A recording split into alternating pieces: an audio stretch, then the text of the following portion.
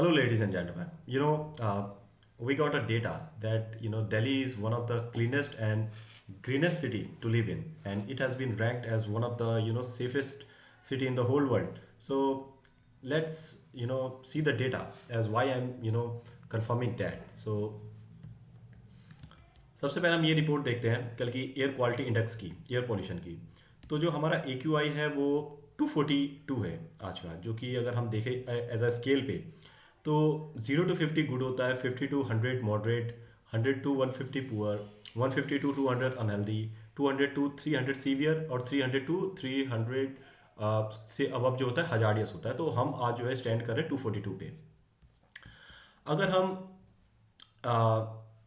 Report देखते हैं कल की, तो जो हमारा मिनिमम एयर क्वालिटी इंडेक्स है वो 242 है, और मैक्सिमम जो है वो 749 है। आप देख सकते हैं कि हमारा जो गुड जो लेवल होता है वो 0 to 50 होता है, but we are standing at 749। So how clean our Delhi is. Okay.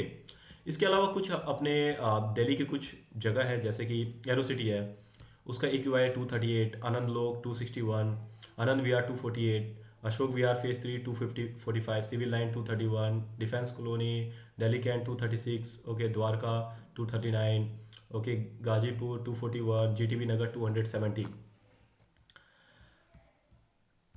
So basically, I was kidding with you. It is one of the polluted city in the whole world. The living standard, you know मतलब कि जो ageing है हमारी, कि हम कितने साल तक जी सकते हैं, वो दर पे दर कम होते जा रहा है। ठीक है। जो पॉपुलेशन है हमारी सिटी की वो बहुत ज़्यादा बढ़ रही है। ठीक है।